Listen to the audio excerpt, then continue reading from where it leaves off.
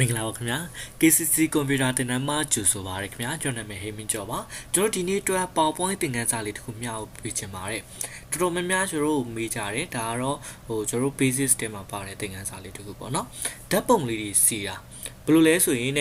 တချို့ကျတော့ menu လေးလုပ်ချင်တယ် PowerPoint လေးထဲမှာဓာတ်ပုံလေးတွေအများကြီးထည့်ပြီးအောက်မှာ menu လေးလိုက်ထိုးချင်တယ် level လေးထိုးချင်တယ်ပေါ့နော်ဒါပေမဲ့ကျွန်တော်ပုံတွေကရမ်းများတဲ့အခါတပုံချင်းစီလိုက်စီနေရတယ်တပုံချင်းစီလိုက်ပြီးတော့ level တွေတက်နေရတယ်ဟုတ်လားအဲ့တက်မြင်နေနီးမရှိဘူးလားဆိုတဲ့အတွက်ကျွန်တော်ဒီ video လေးနဲ့မျှဝေပေးခြင်းဖြစ်ပါတယ် okay ဒါဆိုကျွန်တော်လိုက်လုပ်ကြည့်အောင်ပါအရင်ဆုံး new slide ပေါ့နော် slide လေးတက်ခေါ်လိုက်မယ်ဒီ slide ကြီးကိုမတုံ့ကျင်လို့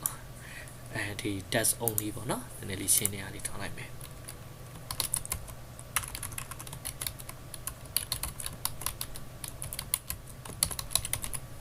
2 special ပေါ့နော်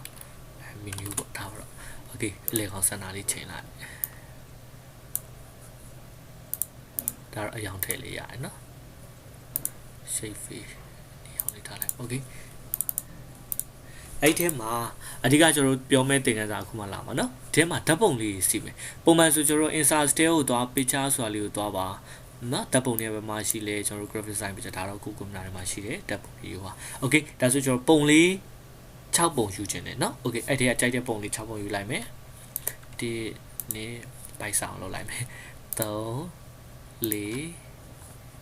5 6 okay ပြီးစဒါဆိုရင်ဒီမှာပုံ6ပုံရလာပြီဒီပုံလေးကိုဒါကျွန်တော်ဒီနားလေးမှတစ်ပုံဒီနားလေးမှတစ်ပုံဒါလေးကိုနည်းနည်းလေးစိုက်သေးအောင်မယ်ပြီးဒါလေးကိုဒီဘက်လာစိုက်သေးအောင်မယ်ဒီလိုသာသွားပြင်နေမယ်ဆိုကျွန်တော်အကြာကြီးလိုက်လောက်အောင်ပါပေါ့เนาะအဲ့တော့ဘာလုပ်လိုက်မလဲဆိုရင် shift လေးဖိ1 2 3 4 5 6ဒီပုံတွေအကုန်လုံးဆက်လက်ပေးလိုက်မယ်ပြီးသွားရင်ね format ထဲကเนาะ picture layout ဆိုတာလေးရှိပါတယ်အဲ့ဒီကကြိုက်တဲ့နမူနာ design လေးတစ်ခုလောက်ယူလိုက်ပါဒါလေးကြိုက်တယ်ဒါလေးကြိုက်တယ်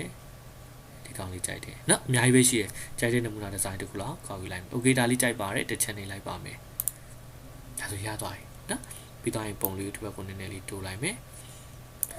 ပြီး site တွေချိန်နေတယ်ဆိုလေးမှသွားဆွဲချက်เนาะချိန်လို့ရပြီးမှဒါကတော့